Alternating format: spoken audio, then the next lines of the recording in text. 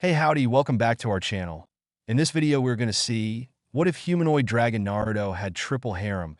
This is part 1. If you want to see next part, please leave a like. It's motivate me to make more videos. And I have uploaded Deca X, Tsunade, and Censored Lemon. So if you are adult, do check out. All details in description. Now, let's jump into video. Today was just a normal day, no training, no disastrous events, no doomsday going down, just a regular school day. It was a Friday too, so weekends were off. Naruto was walking to the club room to meet up with everyone else from the Occult Research Club, or ORC. It was just a regular after-school meeting, but today was not going to be such a thing.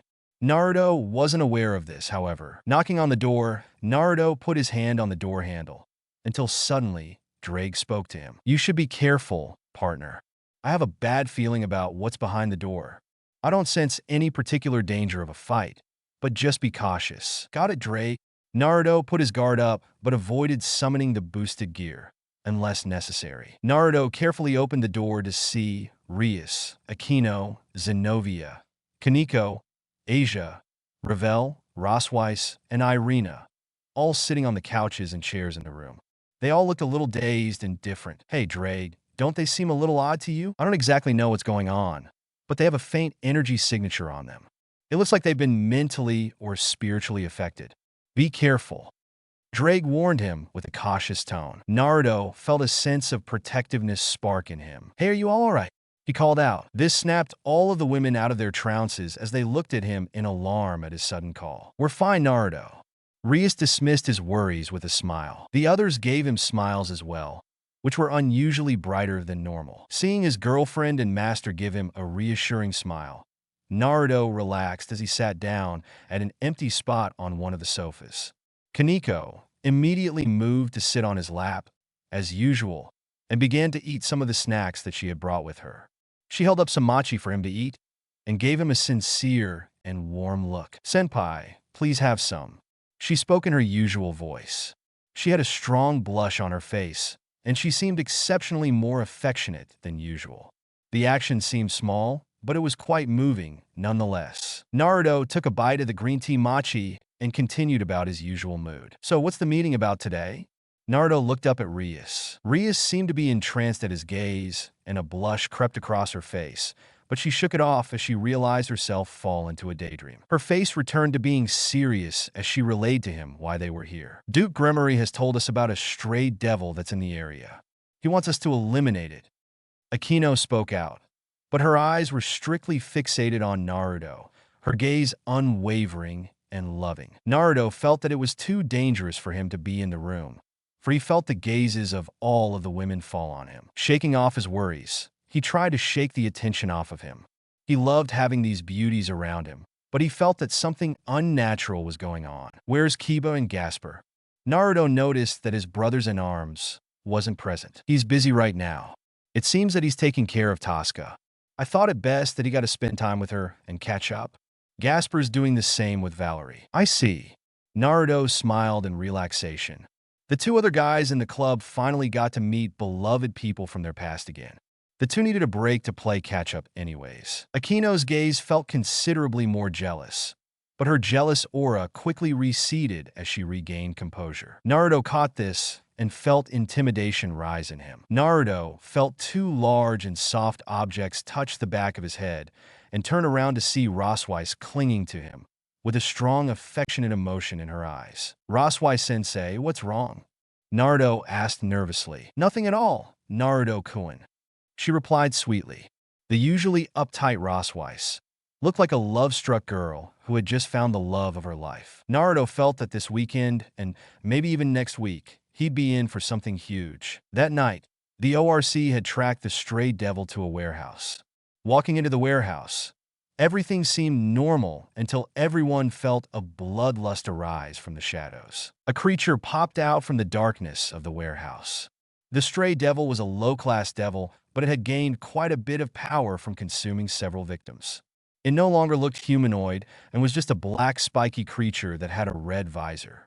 It growled and roared as it showed its gnashing black teeth. Its frame was large but stealthy, and it had blades for hands. "Everyone, can you leave this to me?" Naruto requested with earnest emotion. "Why?" The women called out with concern. I want to use real battle experience for my training. When I saw Valley use his Imperio Juggernaut drive, I felt that he made another large gap in strength against me. I need to train more, and what better way to do that than to use real battle as training? Naruto's reasoning was valid, and reluctantly, the girls stepped aside. Let's do this, Naruto said as he summoned his boosted gear. Boost, the red gauntlet called out as it began to work its power-up function. Balance break, Naruto called out as his scale mail enveloped him in red dragon armor. Normally, Naruto wouldn't really use balance break for fighting a low-class devil now, but his training with the elder son Wukong made him feel like putting battle experience into his training. The last time he trained, he had to hit a clone of Son Wukong multiple times with exactly the same amount of power.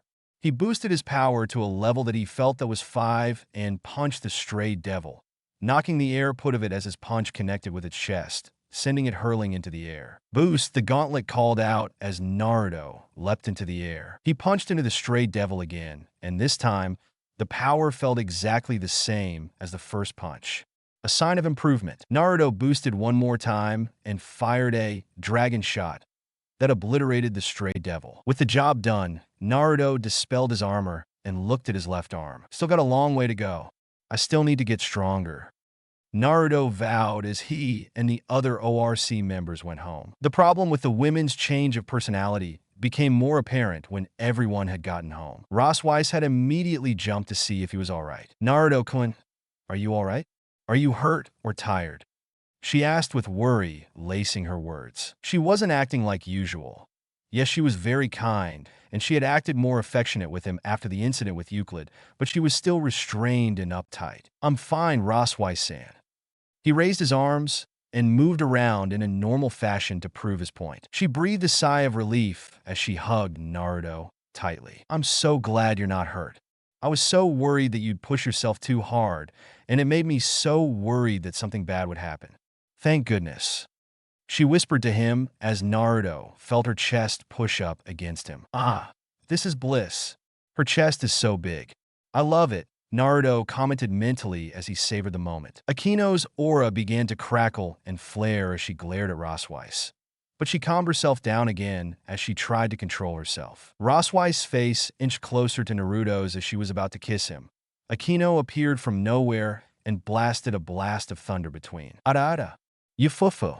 Looks like Rossweiss-sensei needs to be taught a lesson. She chuckled darkly as she began to feel anger boil in her. Wah! Naruto exclaimed as he and Rossweiss jumped out of the way from her thunder magic. What's with Akino-san? She's acting so differently. Naruto wondered what the real source of the change was. Akino proceeded to fire several bolts of thunder magic at Rossweiss, who shielded herself with magic circles. The two flew in a dance of magic in the air as chaos began to grow. The answer to Naruto's question soon arrived as Azazel appeared in the room through a magic circle. Looks like it was you all. Azazel mused as he rubbed his temple with an amused look. Sensei, what's going on? Naruto looked to him for guidance and answers, while chaos erupted with Akino attacking Rossweiss with thunder, while Rossweiss defended herself with barriers made of magic circles. Azazel looked at the two women who were engaged in warfare and proceeded to calm the situation down first. The both of you, stop it right now, he yelled with a calm and leader-like tone. Recognizing his voice, Akino and Rossweiss relented and calmed down. The two of them had then apologized to each other for their behavior, and then went their separate ways. Sensei, what's going on? Naruto asked, exasperated. I had made an invention on the spur of the moment called the personality ray. It takes some dormant parts of a person's personality, or even twists a person's personality, and changes a target's behavior. For example, if I shot you with the ray gun, you'd be a normal and upright guy, a contrast to your current self. I accidentally left it in the club room when I left, and it looks like the girls must have been hit with the ray when it went off. I found that the remains of the ray in the club room. I guess it wasn't stable, and it exploded, hitting all of the girls in the room at the time. I don't know what kind of personality each girl has at this point, but I'll be doing some studies on it to try and find a solution. We can't have this chaos go on, not with Rise of him already causing trouble. Until then, bear with their behavior. Naruto sighed as he feared what might happen if this happened again. Naruto went to sleep that night and felt that Asia and Rias weren't sleeping with him. An odd and unsettling discovery. Instead, he found Akino in his bed, alone with him. She was sleeping soundly against his chest and was completely naked. These two soft mounds touching against me. They must be Akino's soft boobs. I can't get enough of this. This is the best. But why is Akino-sen the only one here? Akino stirred awake as she looked up at Naruto and giggled. You fu. Naruto-kun, you're all mine now, she said in a state of euphoria. Akino-san, where'd everybody else go? Naruto asked with concern. They all decided to sleep in their rooms, so I took the chance to sneak in here instead. Now we can be together forever and ever, and nobody will come between us. I'll make sure that the two of us live happily together, my beloved Naruto-kun. She spoke with a blushing face and lustful tone. In truth, Akino had put up a powerful magic barrier around the room, so that nobody but a Mal-level person could get through. Strangely, this wasn't something she had ever shown being capable of doing in the open. Akino-san, are you all right? Naruto asked with concern. Akino replied with a sweet and gentle tone. Yes, I feel perfectly happy and content with you. I couldn't be happier. I've always fantasized about waking up like this you. I want to be like this with you every morning, and I also want to wake up like this with you in the future with children. Wouldn't that be perfect, darling? So, why did all of the other girls sleep in their own rooms? Where's Ryusubucho and Asia? Naruto asked absent-mindedly. Naruto had become accustomed to sleeping next to Ryus and Asia, and even all of the other girls in one bed. Akino immediately began to get angry at the mere mention of other women. She looked down with her bangs covering her eyes, and she spoke in a hushed and restrained voice. Why do you keep mentioning other girls? Are you having sexual affairs with them? Are you leaving me behind? I know that I talked about wanting to have an affair, but it's different now. I want to be the only one that you look at from now on. I want to be the only woman in your life. I won't let them have you. You're mine. Mine. Naruto-kun, delon storstaime. I can't stand it. Why won't you accept my feelings? I'll make sure to get rid of the other women. Then I'll be the only one in your life. You'll love me only you. Akino began to rant in anger, jealousy, and desperation as Naruto felt her embrace him. She began to pull him to her as she tightened the hold. She looked up and Naruto looked into her eyes. They were blank and lifeless, devoid of all happiness, and were left disturbing and intimidating. Naruto recalled watching an anime where there was a Yandere girl who was behaving exactly like her, and when the guy that was dating her broke up with her, she killed him. She's a Yandere, Naruto exclaimed in his mind while freaking out. Deciding to rationalize in order to survive, Naruto patted her head and kissed her forehead. Akino, don't worry. I love you too. In truth, Naruto did hold romantic feelings of love for her, but he just hadn't said it out loud yet. This seemed to calm Akino down as her grip loosened. Her eyes returned to normal, with happiness and vigor returning. She closed her eyes happily with a smile and cuddled up to Naruto, who breathed a sigh of relief. Looks like you dodged a bullet, partner. I once had a host who had a harem of Yanderes. It was terrifying. Who knew that human women could be so scary? Anyways, good job handling that one. All that's left is for Azazel to report back on his findings tomorrow. I wonder if I'll survive that long. Naruto decided that he would have to steel himself for what was to come. The next morning, Naruto met up with Azazel, who had come up with a new invention. I did some more research, and it looks like the personality change has to develop according to the person's interactions. It'll take a couple of days for the effects to wear off, so you'll have to bear with it. Azazel smirked at Naruto's distress. After Naruto told Azazel what happened with Akino the previous night, Azazel's face paled. Yep, Yanderes are the worst to deal with. Her personality change must have developed after watching you interact so closely with the other girls. Thankfully, Akino isn't a naturally murderous person.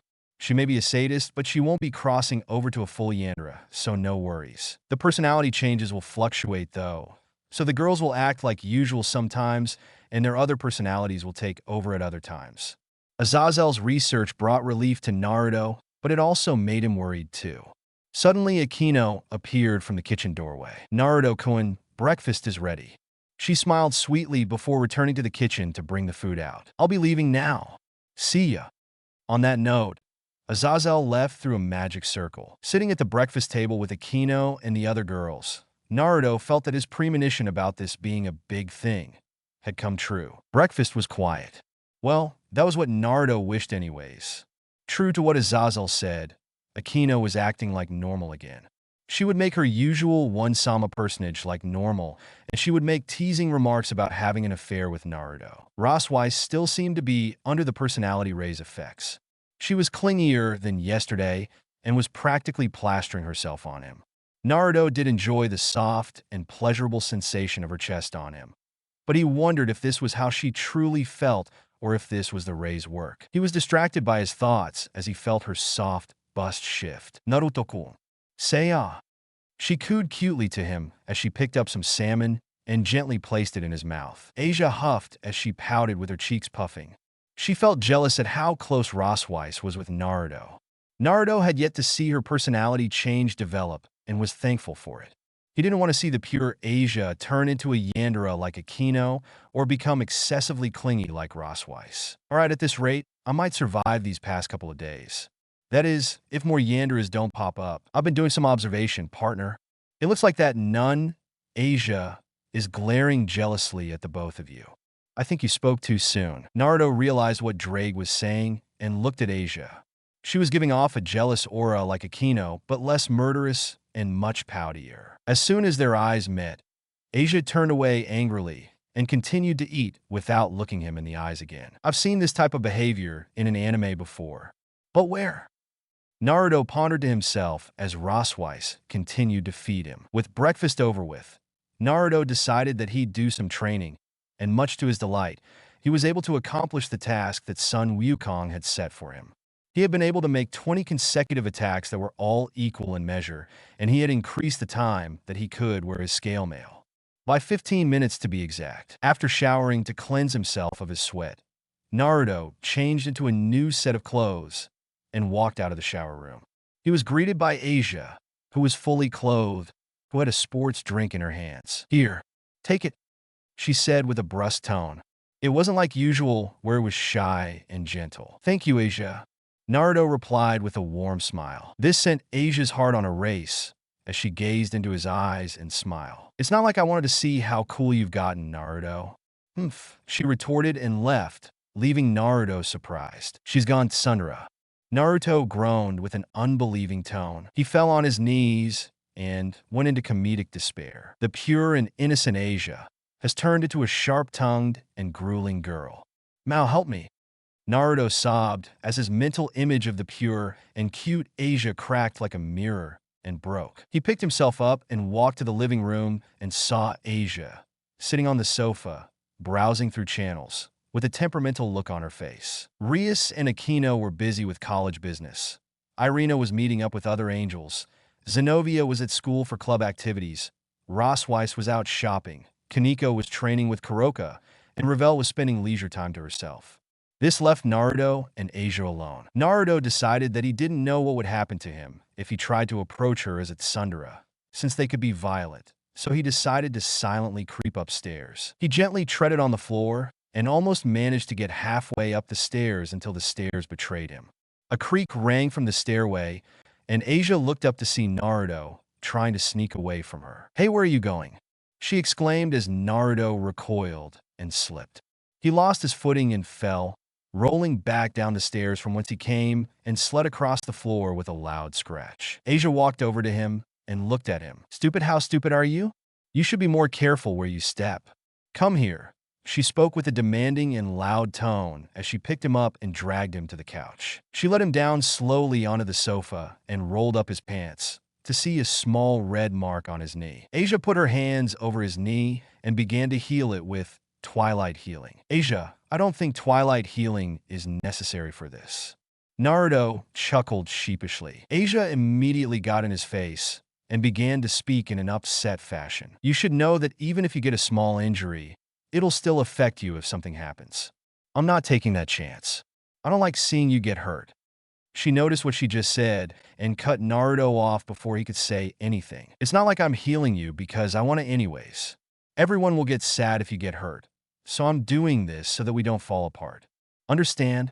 Asia immediately left the room after healing his small inhibition on his knee and trotted up the stairs. "Sunrise," Never like how indirect they are. They drove one of my hosts crazy once. How'd your host deal with that problem? He snapped and yelled at all of them, and they started apologizing, and then his harem got better. However, that nun's personality change should be temporary though. Bear with it, partner. I'm trying, Drake, Naruto complained. That evening, everyone had come home, and to Naruto's relief, everyone was back to normal.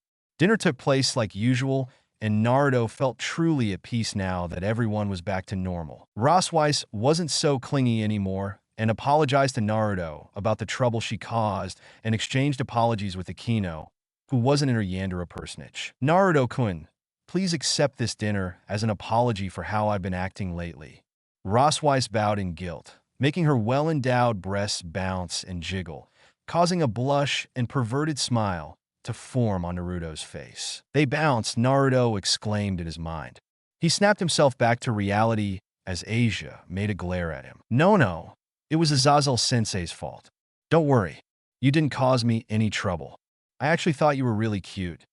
Naruto commented absent-mindedly on that last part. Rosweiss blushed as she felt hope. Hope that she would be able to obtain a boyfriend. Yet, I'll help bring the dishes and bowls to the sink. Naruto volunteered as he walked into the kitchen. Unfortunately, he didn't see the puddle of oil on the kitchen floor, which was created by a leaking bottle of oil. Naruto slipped and fell as a mass of dishes and food scraps fell on him, drenching him in a mess. Oh my goodness, I'm so sorry. I didn't know that bottle of oil was leaking. Rosweiss immediately leapt into action and began to wipe the food scraps and oil off of Naruto's face. Naruto immediately felt a blush creep on his face as he realized how much of a perfect wife that she'd make. She was caring, beautiful, and kind, and could cook and clean to an excellent level, and she was smart and strong. A dream girl she was. It's fine, Rosweiss-san. I'm not hurt or anything.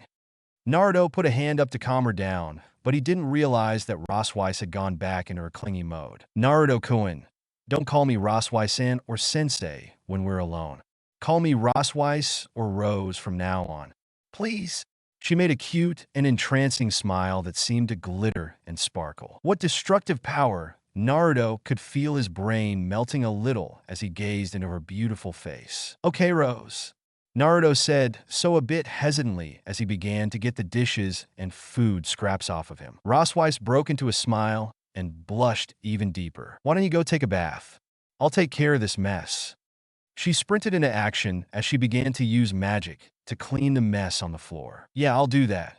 Naruto left the kitchen and had grabbed a fresh pair of clothes and headed to bath.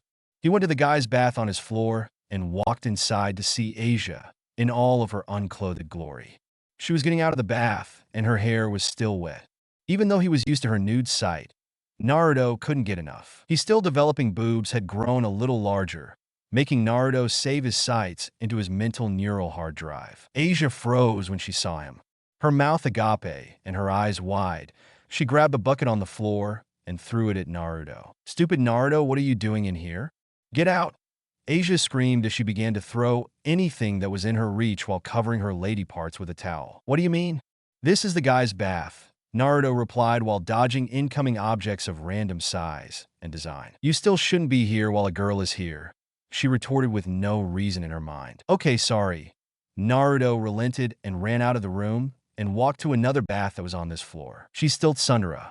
Naruto commented to himself. It seemed that the house's designer had more secret baths installed in the mansion. He walked through the hallway and walked up to a hidden door and pushed it, revealing a large doorway that led to a large spa and bath. He undressed and showered and finally walked into the hot spring. This hot spring was out in the open, but it seemed like the bath's heat completely countered the cold of the winter night. Naruto relaxed and reclined into the water before slowly submerging himself in it to warm himself up from head to toe. Little did he know, Rias had walked into the bath as she too had discovered this secret bath. She undressed, showered, and walked into the water, but she noticed bubbles coming up from a certain spot and walked over to see what the source was. Suddenly, Naruto erupted out from the bath with a huff as he took in a long, deep breath. Having a dragon body made him extremely resistant to heat, so this water was going to have no effects of making him dizzy. Ria shot backwards and nearly fell, but Naruto caught her before she fell as he instinctively rescued her from her fall. "Rias, what are you doing here?" Naruto asked her before he noticed her body. No matter how much he saw it, he considered it perfect every time he laid eyes on her. Especially chests. A naked Rias is the best. I can't get enough of seeing her boobs. I love boobs, thank you, Mao. Rias stared at him as she began to stutter. Koa. She let out a shaking yelp as she covered herself up. Naruto was alarmed by this act, as she never minded him seeing her naked and never opposed the idea of him seeing her unclothed. However, this time she was screaming like a normal shy girl. "Sorry," Naruto exclaimed as he gently let her go and looked away. "I want to see it. I want to see her. But I don't want to upset her like I did with Asia." Naruto was in turmoil as his head fought to look at his girlfriend, while his will to live made his head turn away. Rias was a hot, blushing mess as she kept her arms and hands over her private parts. "I didn't think Naruto would find this place. I came here to take a bath alone, but I didn't think that you were in here." Rias muttered. "I can leave if you want." Naruto began to get up, but Rias dove next to him to stop him. "No, it's fine. I just wasn't expecting this. It feels so different compared to normal."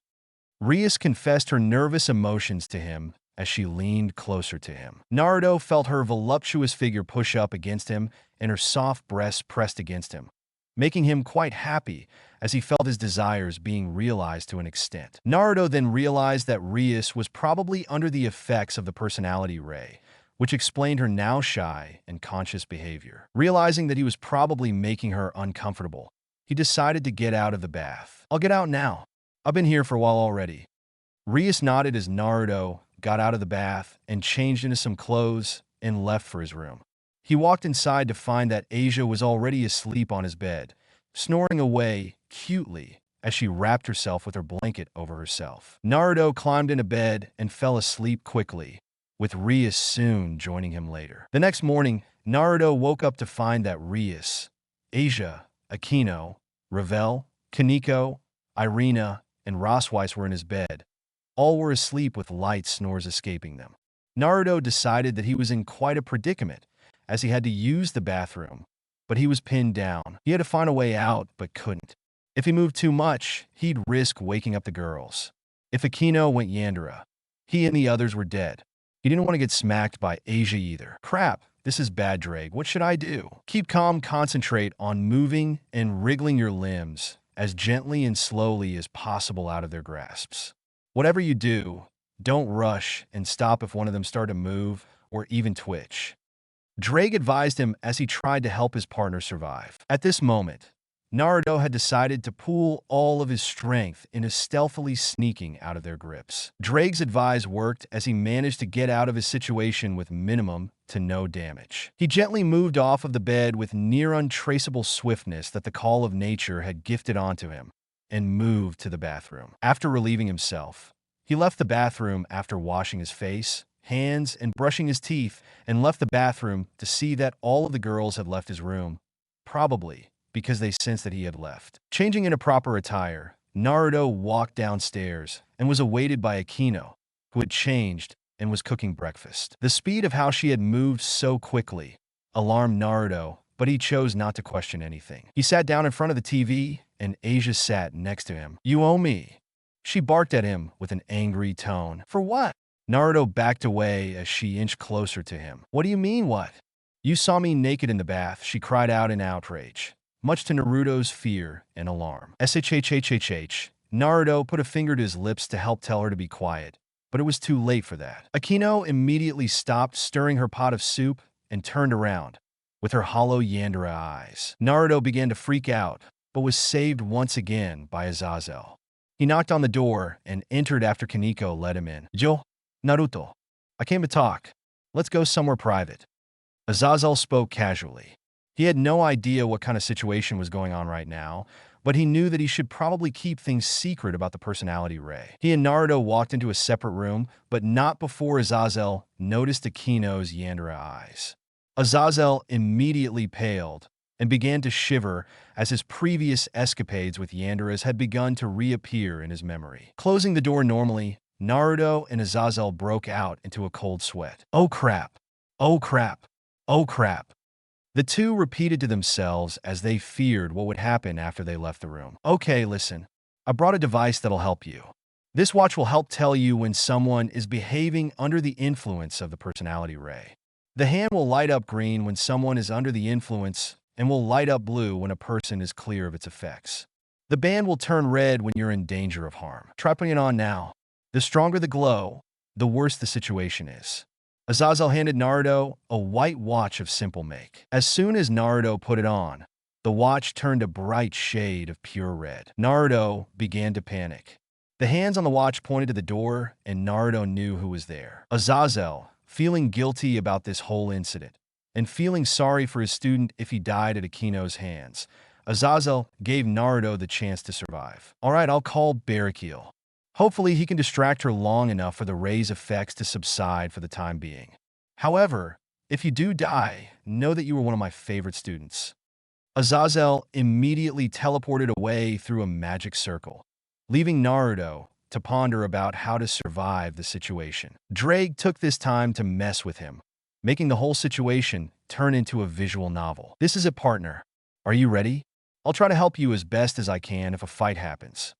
Drake gave Naruto mental support as Naruto steeled himself to get out of the room and face Destiny head-on. Suddenly, the red glow of his watch had returned to being white, and the hands of his watch stopped glowing green. With a sigh and deep breath of relief, Naruto leaned against the wall. I think I lost a couple of years off of my lifespan. Naruto thanked Mao for his stroke of luck as he exited the room. He walked out to see Akino, back to normal with light in her eyes, but Asia was still in Sundara mode. Rossweiss was still clingy, but Naruto had now classified her as dear, which wasn't too bad. Breakfast was laid out, and after everyone had finished, Asia walked over to Naruto in order to finish the complaint that she hadn't gotten the chance to complete. You owe me an outing. Today, you'll be my servant. Be grateful that I don't call Rasei and the good evil dragons to come and bite you to pieces. Asia threatened him indirectly to come along with her. With no other way out, Naruto accepted. As Naruto got up, he noticed that the watch's hands were glowing green and were pointing at Asia. However, the watch turned a light shade of pink, with the hands returning to Akino, who was casting a jealous glare at the two. All of the other women were doing the same, but they had agreed to share him for the time being, during a meeting a while ago. The two left the mansion and went to the arcade first, since Asia said that it had been a while since she had last gone, which Naruto couldn't exactly remember when he had gone with her. After playing a couple rounds of different games, Asia's I was caught by a crane game. She had tried multiple times to get a small teddy bear that looked like a polar bear, but every time she gotten close to getting it, it would slip out from her grasp. Naruto noticed her frustration and chose to win the bear for her. He had come to the arcade multiple times and had become an expert at the crane game. After just one attempt, Naruto had won the bear and presented it to Asia. Here you go, Asia. Naruto handed the bear to her, to which she gently took with a blush. It's not like I wanted you to win this for me, she retorted as she walked out of the arcade, with Naruto in tow. However, when Naruto wasn't looking, Asia had a smile of pure bliss on her face. The usual innocent and pure smile had returned to her whenever Naruto wasn't looking. After leaving the arcade, Asia dragged him around to multiple stores. They stopped by at a clothing store, where Asia made him look at each outfit she put on and give her a response. Asia was currently wearing a white dress of silk with a blue jacket over it with shoes of white on her feet. So, she asked expectantly. Naruto honestly thought that she looked cute and pretty in this outfit. It seemed to mirror the colors of her nun outfit, and it wasn't very revealing either. I think that one's the best so far. I really like it. I think you look cute. Naruto honestly complimented her and gave her a thumbs up. Asia immediately blushed like crazy and covered her cheeks as a deep red blush enveloped her expression. It's not like I'm trying to impress you or anything, Baka, she retorted as she went back inside the dressing rooms. Contrary to her previous outburst, Asia was giggling happily to herself. He thinks I'm cute and he likes the outfit, geez, Naruto-san, she remarked to herself as she began to happily change back to her regular clothes. When she walked out, she had her tsundere expression on and walked over to the cashier silently. Before she could pay, Naruto cut in. He decided that he needed to show how manly he was and opted to pay. I've got this. he said as he paid the cashier. "My, you two are such a cute couple. I remember when me and my husband were like you too."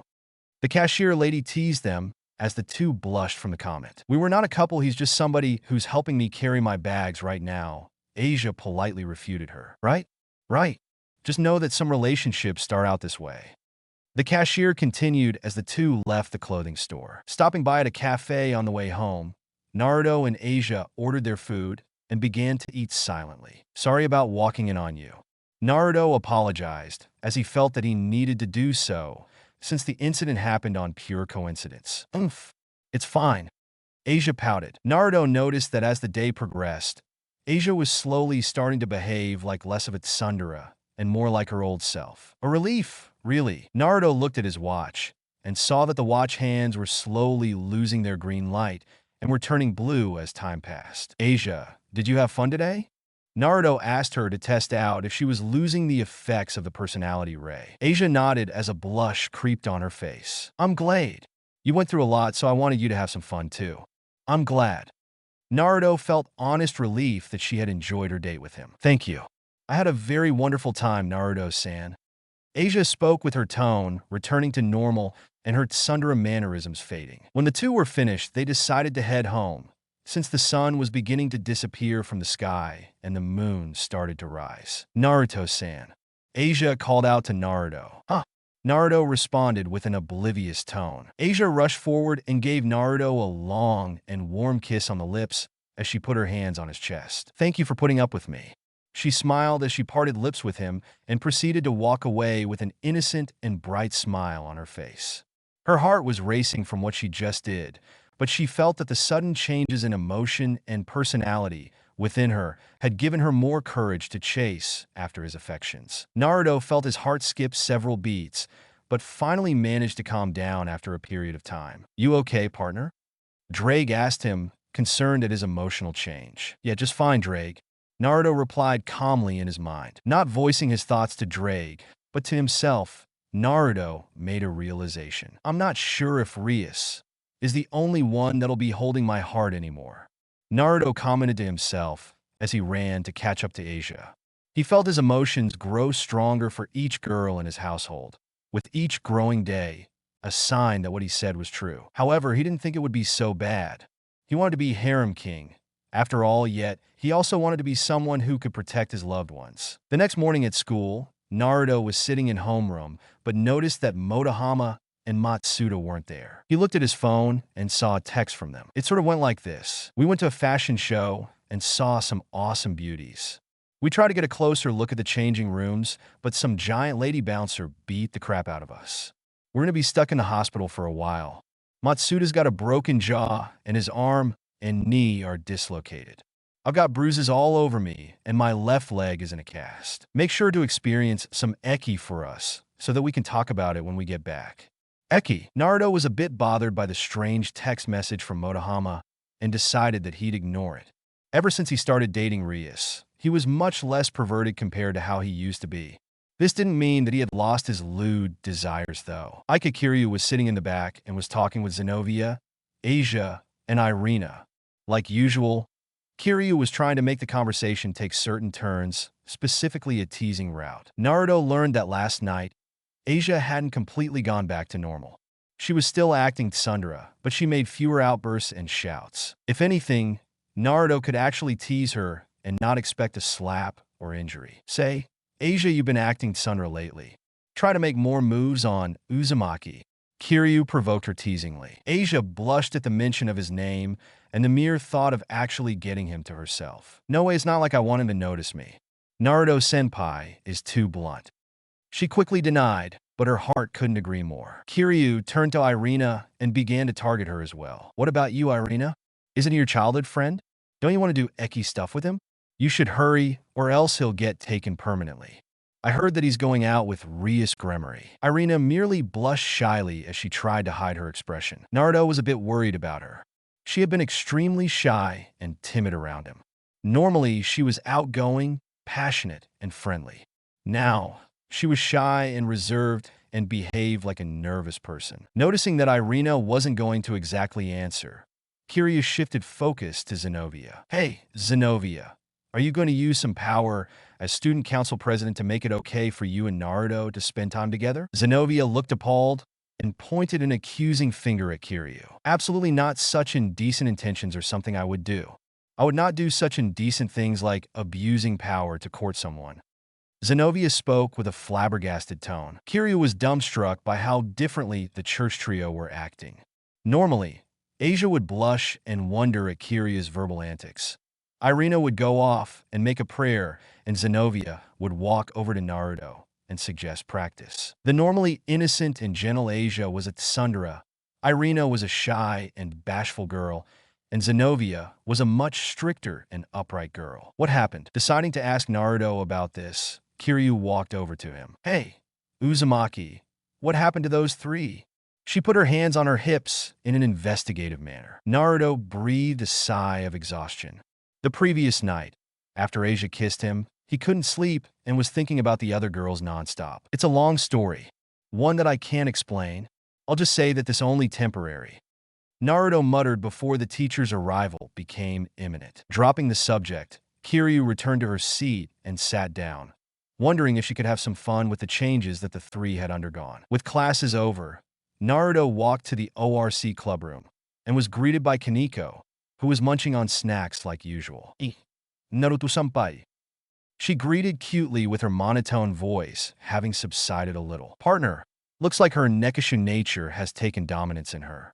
Azazel said that their personality changes haven't all developed, so be careful if you make her personality change into one similar to that Akino girl's. One of her is already enough.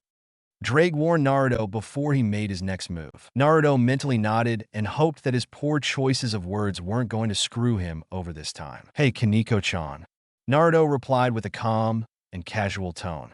He looked at his watch and saw that it wasn't activating, so he made a sigh of relief. As soon as he sat down, however, Kaneko got off of her seat and pounced on Naruto's lap.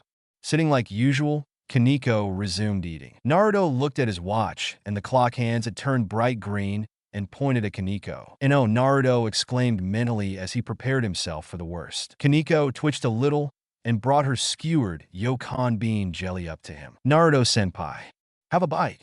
She smiled and gave Naruto a cute smile. Her usual monotone voice was gone and was replaced with a more enthusiastic one with a cheerful hint. Obliging her wish, Naruto bit off a piece. Kaneko blushed as she took a bite from the same piece, making this an indirect kiss. Naruto blushed a little too at this sudden but daring action. Kaneko hummed happily as she smiled sweetly. Being with Naruto and having some private time with just the two of them made her ecstatic. Naruto-senpai, do you think I'm cute? She asked with a curious tone. Naruto merely smiled at her remark. Of course, I think Kaneko-chan is the cutest. Naruto patted her head as she rubbed against him. Niya, Niya, Niya. She purred a little as she cuddled with Naruto. So cute. Naruto could feel his brain blow up as he laid witness to this cute display of cat-like behavior. Naruto-senpai. Naruto-senpai. She cutely giggled as Naruto let out manly tears of happiness. The doors to the clubroom opened to reveal Zenobia walking inside. Such indecent behavior to please get off of Uzumaki-san's lap. Zenobia pointed at the two with a blushing face and accusatory finger. Kaneko merely clicked her tongue in a disappointed fashion and reluctantly got off. Naruto's watch immediately reacted, and the time hands pointed right at Zenobia with a green light. Oh boy, Naruto was going to get stressed out at this rate. Uzumaki-san, you shouldn't allow people to sit on your lap in such a shameless manner. Such behavior won't be tolerated at school. Zenobia started to rant at him with words about proper conduct and being aware of decency. Unfortunately, the concept of public decency was a little lost on Naruto, since he was a perv. Hey, Zenobia, are you feeling all right? You're acting weird. Naruto gave her a worried look. He decided that he needed to determine how exactly her personality had changed. He needed to see if she went tsundere or yandere or any other kind of deer. What do you mean? Zenobia made a weird look. You used to tackle me with sexual comments and suggestions all of the time. Now, you're all strict and upright. What happened? Naruto's comments seemed to make something inside her mind jar itself. I don't know. All I remember is a flash of rainbow-colored light. That's it. Zenobia seemed to feel a bit fuzzy in the head when she tried to think and remember about what happened a few days ago. I hope there won't be any long-term permanent damage.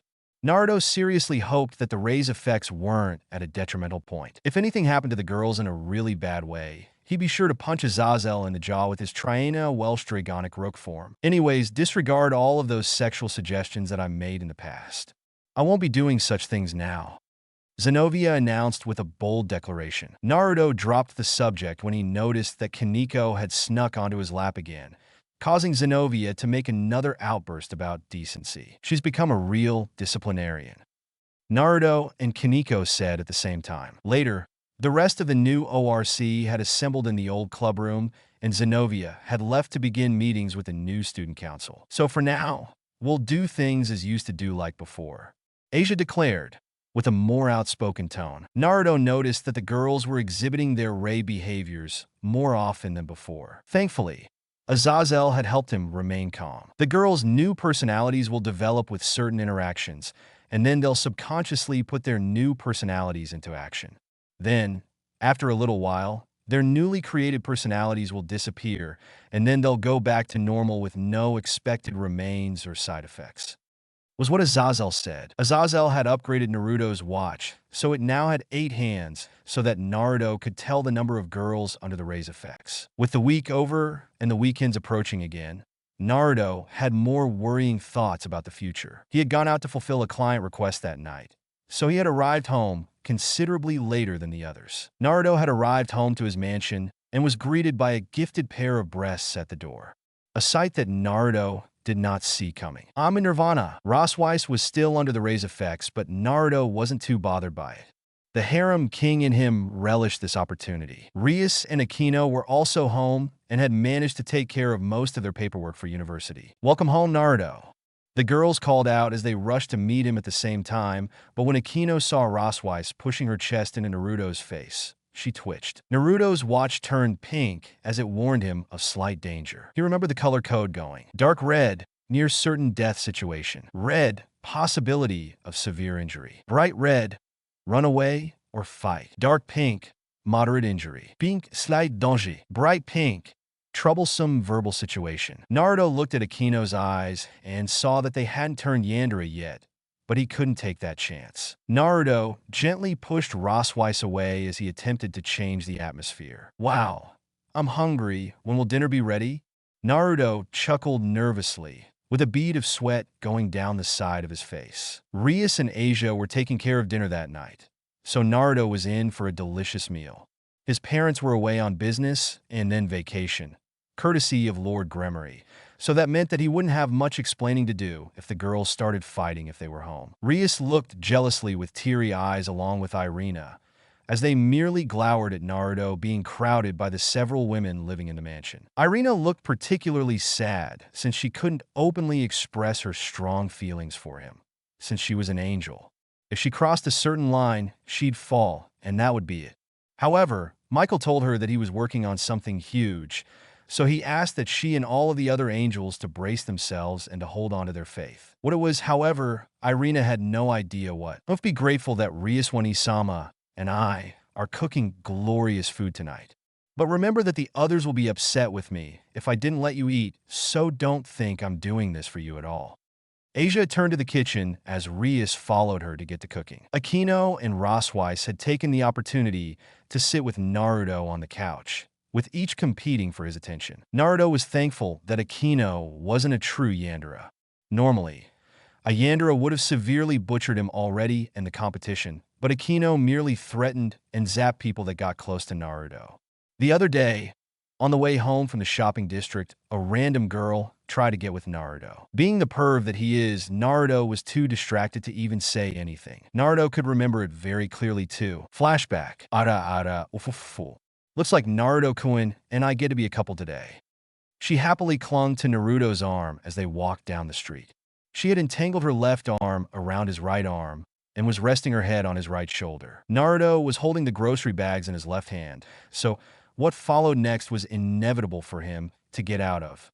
He felt like he really was looking like a couple with her, and it made him happy. Hey cutie, why don't you ditch that bimbo and come hang out with me? Spoke a girl in a high school uniform. She had shoulder-length purple hair, green eyes, and was quite cute. Akino immediately began to crackle with a literal shocking aura. The girl dove forward and wrapped her arm around Naruto's left and began to try and seduce him. Say, "Don't you want to experience me, handsome?" That girl looks so plain and boring like an antique. My body is so much more attractive and mature than hers. Don't waste your time with her and become my boyfriend, she whispered with a seductive tone. Being a dumb perv at certain times. No, I am not hating on Naruto, and I actually think he could be awesome, but I think he gets distracted at the wrong times. Sometimes, Naruto made his perverted smile and was left speechless as the voluptuous girl began to wriggle her body up to him. Seeing the look on Naruto's face, Akino's Yandere side emerged. "Why don't you back off, slut?" Akino muttered as her eyes went hollow. Huh? The girl made a daring look at Akino. Naruto in his mind, nobody else's. Akino muttered once again, "Not anymore." The random girl was about to kiss Naruto until Akino shocked her with a weak surge of electricity. Yufu. Looks like you need to be taught your place. Akino walked over to her and shot weak volts of lightning at the girl, but Naruto stopped her before she went too far. "Akino-san, that's enough," Naruto called out to her, but Akino showed no signs of stopping. Albeit, Akino toned down her attacks to the point that her lightning was like a weak taser. Too much would cause serious injury. Naruto lunged forward and stood in the way before Akino could attack again. When Naruto looked at her, he was quite scared. No, he was scared senseless. Akino was wearing her sadist smile and had Yandere eyes and was making her usual giggle. The mere sight sent chills up his spine. "Akino, no more?" Naruto warned her seriously. Akino was snapped back to her senses as she realized what she was doing. She immediately stopped and healed what damage she did to the poor girl and walked away, shame overcoming her. Naruto had to make sure this didn't turn into a problem, so he called Azazel. "Sensei, an incident happened. Could you come and clean the situation up?" Naruto whispered into the phone. Azazel merely made a sound of agreement and sent a cleanup squad to make things seem as if nothing happened. Azazel had confirmed with Naruto that he would take care of any damages and events that would be caused by the girls while they were under the influence of the personality ray. Within minutes, a Grigori squad showed up and completely healed the girl and wiped her memory. They then proceeded to wipe the memories of everyone in the vicinity of what they may have just seen. Naruto grabbed the grocery bags and walked home, to which he saw that Akino had turned back to normal for the time being, with no recollection of what just transpired before. The whole time, Naruto noticed that his watch had turned dark pink when he confronted Akino. For the time being, Naruto had to make sure that nothing set her off. Flashback end. Naruto felt a bit guilty since the look on his face had propelled Akino to go into Yandere mode. "Dinner's ready," Rias called out as everyone proceeded to gather in the dining room. The whole time, Rosweiss insisted on feeding Naruto, who obliged. Strangely, Akino didn't seem to have a problem with this particular sight. The only time she really went into Yandere mode was when another girl tried to kiss him. After dinner and after cleaning all of the dishes, everyone went their ways into their rooms, but Kaneko had something that she needed to do first. She walked to Naruto's room and knocked on the door. Opening up to see Kaneko, Naruto cheerfully welcomed her. "Did you need something, Kaneko-chan?" "Naruto-senpai, are you busy this weekend?" Kaneko was acting cute and outspoken, a sign that her other personality was in effect. "No, I'll probably be free," Naruto responded with a casual tone. "Then, did you want to go to the amusement park?" Kaneko felt a bit nervous with this part, but she knew that he'd accept. "Sure thing," Naruto agreed happily. He was happy that his cute little junior wanted to spend time with him, even if she called him a nasty perv in the past. "Then, I'll meet up with you at the station at 1 p.m. tomorrow." "Sure." With matters decided, Kaneko returned to her room as she tried to decide how she should prepare and dress up for her upcoming date with Naruto. The mere thought of having alone time with him for a night made her ecstatic. She had already run this idea by Rias and the other girls already, and thankfully, nobody was behaving under the personality rays effects, so she had no trouble getting agreement from Rias, who was the official romantic partner for Naruto. The strength of her faith in Naruto and her understanding of the other girls' feelings had made Rias mature greatly. The next day, Naruto had arrived at the station early at exactly 12:45 p.m. so that he could be early. At exactly 1:12, Kaneko came running to him as she bowed in apology at her tardiness. "Sorry, Naruto-senpai. I had some stuff to take care, so I got here late. Kaneko felt a bit bad since she was the one who planned the date, and yet she arrived late. Of course, this was not a problem for Naruto at all. He merely patted Kaneko on the head and comforted her worries. "Don't worry, Kaneko-chan. I'm not bothered at all." Naruto couldn't help but admire the outfit that she had chosen to wear. Kaneko was dressed in a white coat, black sweater, and purple skirt with brown boots on. She had a purse slung over her shoulder, and she looked absolutely adorable.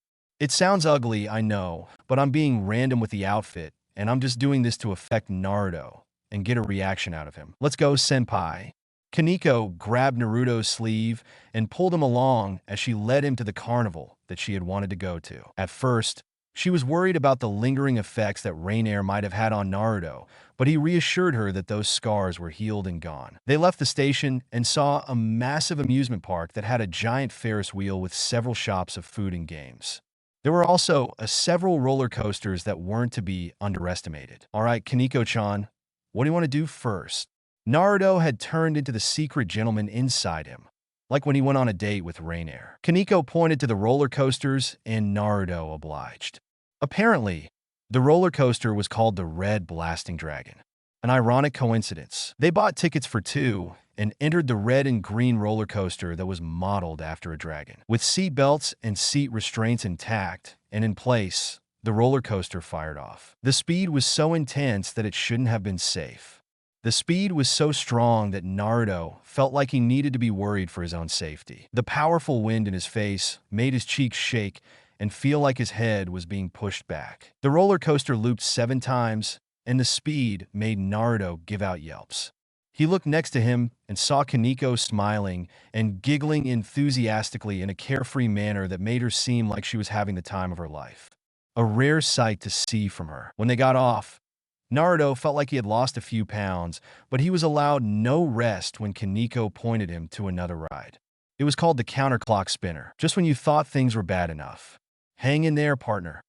Drake encouraged Naruto as he staggered to his feet. It was basically a ride modeled after a large clock with the seats being placed on one hand.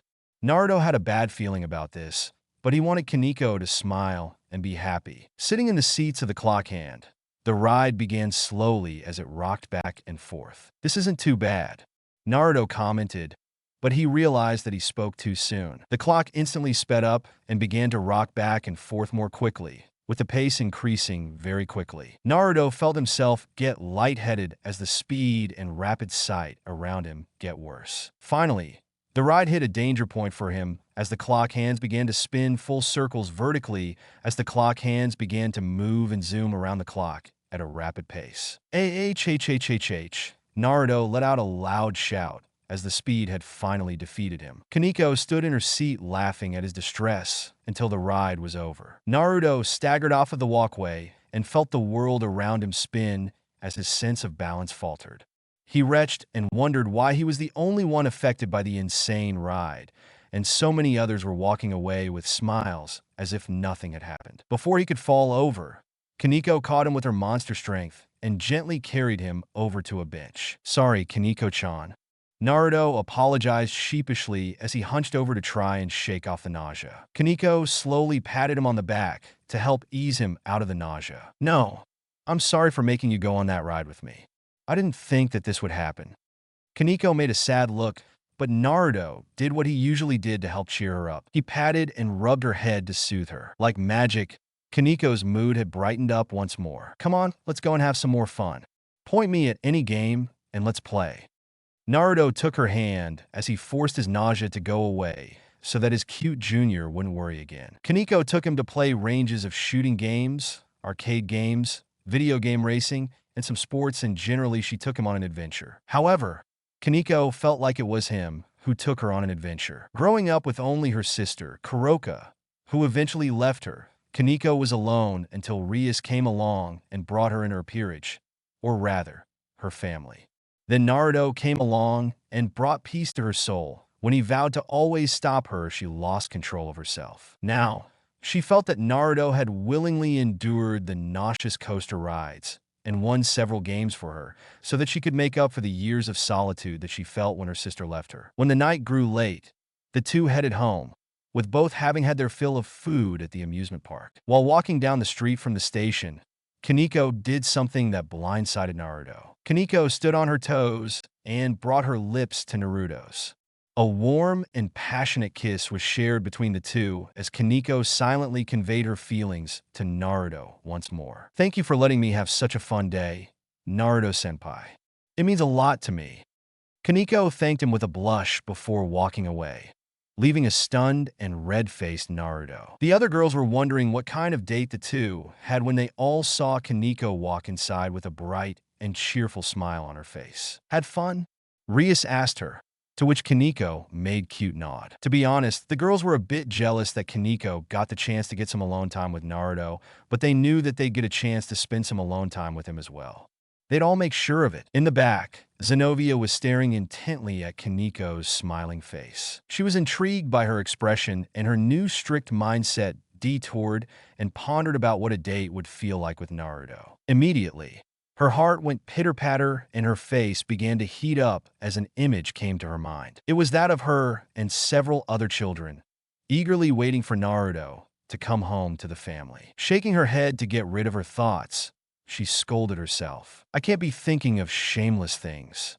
Deciding that thinking about this would corrupt her mind, Zenobia moved her mind to other random topics. Still, her feelings for Naruto were no longer about just breeding with him.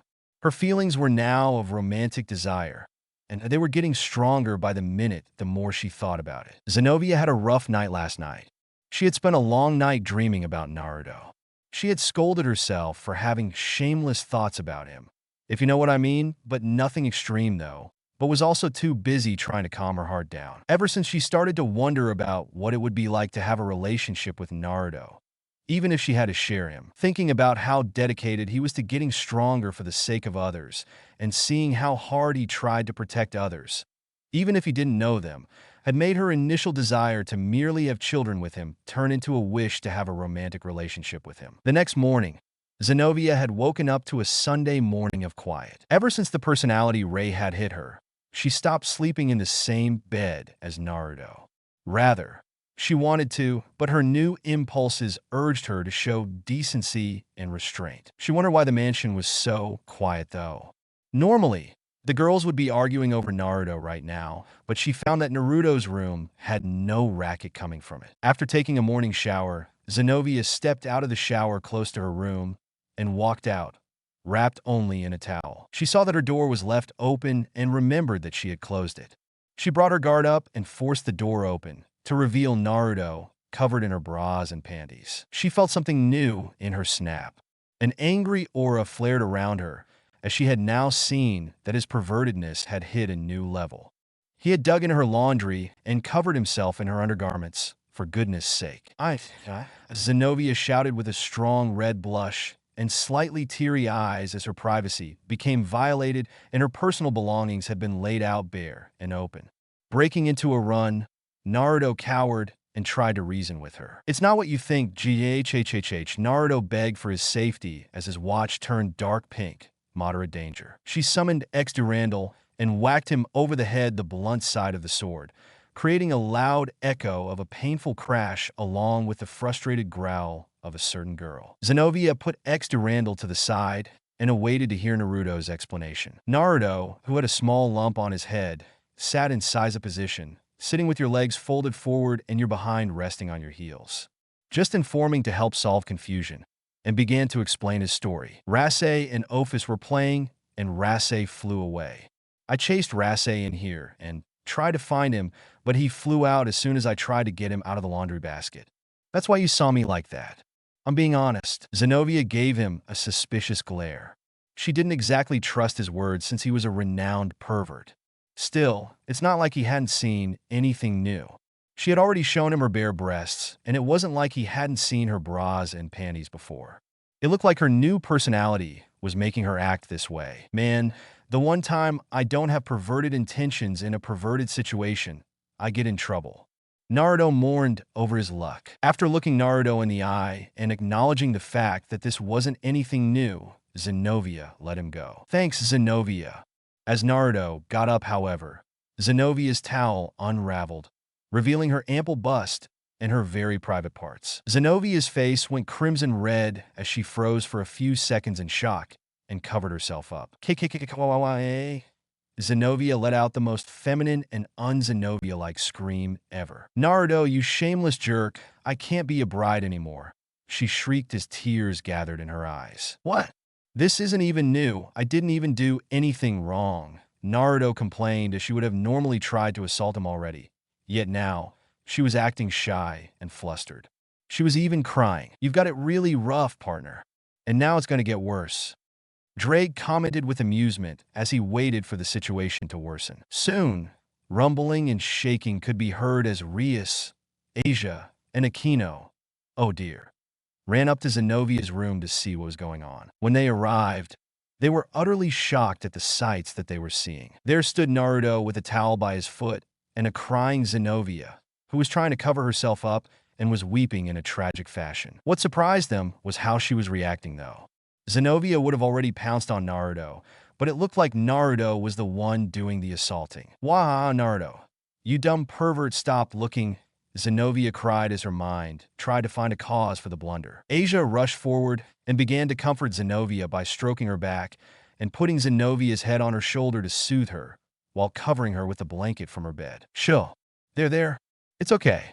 We'll be sure to pay Naruto-san back for this," Asia whispered to Zenovia while giving Naruto a vicious dark glare. "Naruto, were you trying to assault Zenovia, who has been pure of late?" Rias questioned Naruto as he cowered in fear. Aquino was giving a detestful glare to Naruto. Both of the beautiful women began to produce powerful and angry auras that threatened to vaporize Naruto for his supposed transgression. Naruto's watch had turned red, and it even began to blink. "OHSHIT. Naruto began to beg the Mao for absolution, but it was his dragon partner who came to his rescue. Feeling the tension in the air rise to a boiling point, Drake decided to save his host since he'd be in trouble too if his partner died. "Young ladies, please don't misunderstand. My partner here was merely trying to catch the nun's dragon sprite, but a few mishaps occurred and created several misunderstandings. You can ask the wielder of Durandal about what really happened. Her towel merely fell by coincidence, and it made the girl shout." Drake spoke out through a glowing green circle on the back of Naruto's hand. "Thank you so much. Drake, I'm so sorry about all of that pay dragon trouble that I caused you." Naruto tearfully thanked his partner as he avoided severe and brutal undeserved punishment. Aquino and Rias immediately calmed down after Drake told about the previous events to them. With Zenovia's confirmation on Drake's claim, all was made right once more. Now fully dressed and the tension diffused, everyone sat in the living room to settle matters. "Sorry, Naruto. I shouldn't have made you look like the bad guy." Zenovia apologized in Saiza with a guilty expression. The others followed suit as they realized their mistake and had almost caused him to undergo torture that he didn't even deserve. "How can I make it up to you?" Zenovia asked with a blush as she worried that he would make her let him use dress break on her. Naruto merely waved away her worries and gave her a warm smile. "It's not your fault that this happened. Don't worry." Naruto was simply thankful that he didn't get punished without proper reason this time. "No, I have to make up for what I did." Zenovia got up and inched closer to Naruto, with mere inches between them. Noticing the small distance between their noses, Zenovia blushed and backed away. "Sorry," she muttered as she tried to hide her blush by looking down. What truly bothered her about the previous matter was that Naruto had seen her completely naked, and they weren't even close to being in a romantic relationship. She didn't actually mind in total truth, but the circumstances were what caused her to yell out in disappointment and embarrassment. Sister Griselda also told her that a man should only see her very private parts if she were married to said man. Why did she care about covering herself up now? That was something several asked, and yet nobody knew an answer. Well, except for Naruto, but Azazel told him that it would be best if he didn't say anything about the personality ray. They didn't know what would happen if they remembered past events with their currently new personalities. Naruto wanted to make dirty requests, but he held himself back. Zenovia had just burst out crying a couple of minutes ago, so he wasn't eager to make it happen again. Naruto glanced at his watch, and all of the clock hands pointed at Zenovia with a green light. Naruto was lost at what he wanted to do, but he decided that he'd drop the matter before anything else could happen again. "Well, how about we drop the matter? Nobody was at fault, so nobody should have to pay anyone back. Naruto calmly stated, knowing that Naruto wouldn't comply with her desire to compensate for him. Zenobia complied with Naruto's wish. Naruto had remembered that he wanted to go and get some stuff for himself, like a new Eroge that came out and some model magazines of some of his favorite stars for the adult industry. After finishing breakfast, he had prepared to go out, but Zenobia had come across him at the front door, for she had also planned to go out. "Are you going somewhere, Naruto?" She was curious about what he was doing, and a part of her actually wanted to go out with him. "Yeah, there's some stuff that I wanted to go get today." Naruto finished putting his shoes and was about to head out until he turned around and saw Zenobia, wriggling in conflict-on about whether she should offer to go with him or not, but she didn't want to seem clingy. Using his awakened insight from being cured of Rainier's curse, Naruto guessed that she wanted to go with him. "Did you want to tag along with me?" Naruto offered as Zenobia's face lit up with a wide smile. "Yes." Zenobia agreed enthusiastically as she impulsively grabbed onto Naruto's arm. Noticing this, she immediately let go and backed away a little bit from him. It seemed like the personality Rei had awakened her desire to romantically chase after Naruto. The kiss at Kyoto merely hinted at this. Naruto was taken aback by how excited she was at the mere prospect of going shopping with him. Together, they left the mansion and went on their journey to find their heart's desires. "What did you need to go get?" Naruto casually asked Zenobia this question. Zenobia remembered that what she wanted to get was private, so she couldn't exactly tell him. Her impulses that were created by the personality Rei were beginning to influence her judgment as well, so the book that she wanted wasn't something that she would have naturally gotten. Zenobia froze and decided to make up a lie. "I wanted to find some more books about leadership so that I could be a better leader for the student council. I need to be able to learn how to think with my mind and to be more sensitive." She nervously spoke as she turned away to hide her guilty look. "In truth, I wonder if I'm fit enough to lead when I'm not even emotionally perceptive. I used to be so cruel to Asia when I was still an exorcist, and I still mostly use brawn over brains. I need to become a better person on the inside," Zenobia declared with flaring determination. Naruto merely smiled at her strong resolution. She kind of acted like him a little bit. She wanted to better herself, to rid herself of her weaknesses and doubts. "I don't think so," Naruto spoke out, causing Zenobia to look at him with a surprised reaction. Did he think she was worse than she thought? "I think that you were a very caring person. When we all thought Asia died, you cried for her and dove at Shalba to avenge her. You also try your hardest to protect your friends, and you work hard for others. I think you're a great woman. Well, I'm not very smart, so it's not like my words are worth much." Naruto sheepishly laughed while making an awkward smile. "You're wrong. Those words actually mean so much to me that words aren't enough." Zenobia turned away, and her voice grew tender and soft. Naruto's observation of her character sent her heart flying, and her happiness level skyrocketed. "Did you say something?" Naruto turned around, not having heard what she just said. Zenobia shook her head quickly. "Nope, nothing at all." Zenobia beamed a bright smile at Naruto, who in response felt his heart skip several beats at her smile. Soon, the pair arrived at the bookstore and walked inside to see a large collection of novels, biographies, and several other printed works on shelves. "We can split up here." Zenobia turned to Naruto before walking away to a faraway aisle of books. Feeling relieved that she wouldn't be standing with him when he went looking for his treasure, Naruto took off for the adult section, which was hidden far away in the store, close to the back. After hunting down his desired goods, Naruto moved to the register and paid the cashier, but then he remembered that he had to find Zenobia, who had wandered off to the aisle that had instruction and guidebooks. He looked around and spotted her looking at a book. He walked over to her and tapped her shoulder. Zenobia jumped and nearly dropped the book that she was looking at.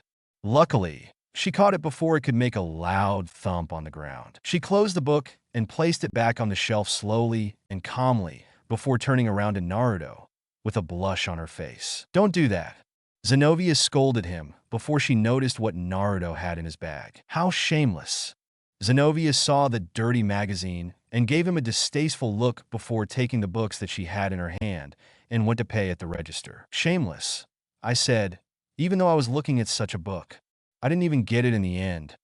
Zenobia pouted with her cheeks puffing. She was so close to getting her desired object too, but Naruto had come across her while she was looking at it.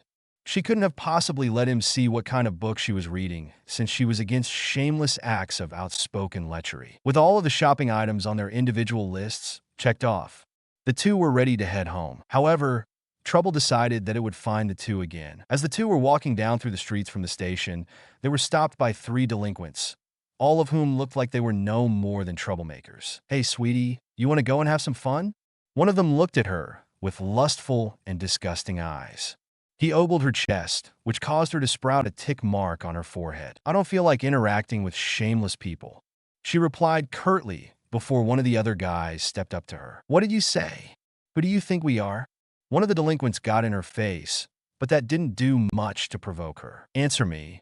Her silence only invoked rage in the third delinquent as he tried to punch her in the face. Zenobia merely grabbed one of the delinquents and blocked the punch with his jaw. The punch knocked out the delinquent, and Zenobia proceeded to kick the third delinquent in the face and proceeded to punch him in the chest 2 times before spinning around and kicking him across the face, sending him plummeting to the ground in a fainted state. The last delinquent wanted to back off, but seeing the taunting grin on Zenobia's face incensed him to attack her, although it was futile. Zenobia dashed behind him and hit him behind the head, knocking him unconscious as he dropped to his knees. Zenobia merely let out a sigh. She was a bit irritated about having to deal with local thugs on a day off, especially when she knew that days off were going to be in short supply in due time. Naruto was about to intervene, but he knew that Zenobia would be able to deal with the weak riffraff. As the two were about to leave, the 3 delinquents got up again. Although battered and bruised, they could still walk. "TCH. Some fighter chick like you, nobody would want. Guys like pretty and submissive girls. Some alien like you would never get a guy. You charmless by." The delinquent speaking couldn't finish his words before Naruto charged at him and punched him right in the mouth, knocking out his teeth and sending him skidding across the ground. "I don't like it when others badmouth my friends and comrades. If you want to get all of your teeth knocked out, then get ready." Naruto threatened the 3 with an angry glint in his eyes. Having understood his message, the other delinquents frantically apologized and bowed before picking up their colleague and running away with frightened yelps. Naruto looked back at Zenobia and saw that she had a worried and disturbed look on her face. Something they said had hit a chord in her, and it bothered her immensely since she agreed with them to an extent. If she weren't under the ray's effects, she'd have probably paid less attention to the delinquents. "Zenobia, you okay?" Naruto looked at her in worry, but she lied, acting as if she were fine when she wasn't. "Yeah, I fine, Naruto." She made a light chuckle, but this only made Naruto more curious about how she was feeling. On the way home, they had stopped by a burger restaurant since Zenobia's stomach grumbled when they passed by it. "Gah!" Zenobia blushed when her stomach let out a strong and loud rumble. "Haha!" Naruto let out a good-hearted laugh when he heard her hunger echo. "Simp!" Zenobia retorted at him as she put a hand over her stomach in an attempt to silence it of its cries. "Sorry. How about we get something to eat?" Naruto suggested kindly as he pointed at the burger joint next to them. Zenobia nodded as the two went inside. While eating, the two began to converse in conversation, but slowly, the conversation took a deeper tone. "Hey Naruto, what do you plan to do with Irina? How do you feel about her?" Zenobia was curious, since Michael had created that special room where mating was possible for an angel without them falling. With Irina's strong connection and history to him, Zenobia felt insecure about being able to compete with her. She, a woman who had merely brawn and a stubborn head, this isn't my honest opinion, had small chances of winning against Asia and Irina. Even though she would provoke flirtatious attempts at Naruto, she secretly felt like she had less chances of capturing a piece of his heart, if not the whole thing. "Well, she's my childhood friend, and I do feel something for her, but we're not exactly there yet. I think I'll wait to see if anything develops first. I feel as if there's a spark there somewhere in me. There's something in my heart that helps attract me to her." Naruto gave her his honest opinion, something that Zenobia was a bit glad about. This would give her time to make a move on him and would give her a chance to advance her relations with him. "Say, Naruto, what about Asia?" Zenobia's tone grew shakier as her worries grew stronger. "That personality ray is a more serious problem than Azazel Sensei, and I thought. To think it'd make her seem this vulnerable and fragile." Naruto was quite a bit worried at how much more sensitive and fragile she was but Naruto had to give his honest opinion. Yes, I do love her romantically too. She's gentle and kind, is never violent on a natural level. She's always willing to help, and she is always forgiving of others no matter what she endures. I love that part of her. Naruto felt terrible for throwing this in her face, since it seemed like Zenovia's mood was sinking with every word that he said about Asia and Irina. Downtrodden was an understatement for how she was feeling right now. Her sense of defeat was starting to take hold of her, and Naruto knew that he had to find out why. Zenovia, why are you asking all of this? Naruto was growing concerned about her, as she looked like she was at a breaking point. Nothing. I just wanted to know. Zenovia made a fake smile and tried to look convincing, but Naruto knew something was amiss. Leaving the restaurant, the two returned home in silence. Putting his things away, Naruto decided that he needed to talk to Zenovia about what was going on at the restaurant. He walked to her room and knocked on the door gently. No response from the other end. Naruto knocked again, but found silence again. Zenovia? Naruto called out through the door, hoping to get a reaction. Naruto looked at his watch to see if it would detect anything, and he found that it did not fail him. His watch's clock hands glowed green and pointed right at Zenovia's door. The whole day, the watch was pointing at her, and Naruto decided that enough was enough. Zenovia, open up, Naruto called out calmly, with a more forceful time. On the other side of the door, Zenovia was in a sobbing fit. She had her head between her knees, and she sat with her back to her door. This was so strange. The blunt and strong Zenovia was sobbing like a girl that had just lost the love of her life. It seemed like the words that the delinquent had said to her had affected her more than she let on. She had spent the time from when she had gotten home to now, crying in her room as her mind tortured her with the small chances that she had at obtaining some of Naruto's affections, since she knew that he loved other girls. However, there stood the fact that out of all the girls, she had the least involvement with his past, and she had the least intimate moments with him. Yes, they were comrades, but that didn't mean that she would have the most meaningful and major memories with him. She remembered how Naruto requested and begged Michael to allow her and Asia to pray again. This act made her overjoyed since she could continue her faith, but it also started the development of her feelings for him. It hurt to know that she probably wouldn't have a shot at having a child with him, let alone have a family. Of course, these were all fabrications, but she didn't realize that. She had spent a while sobbing in her room, thinking about how the other girls had advantages over her. Rias was his girlfriend and main lover. Akino was always spoiling and teasing him, but she would also help him. Asia was always gentle and forgiving, and Naruto had went into Juggernaut Drive just for her. Kaneko was constantly trying to heal his life force with Senjutsu, so she had extra private time with him. Irina was his first kiss and childhood friend, so she knew him better than most.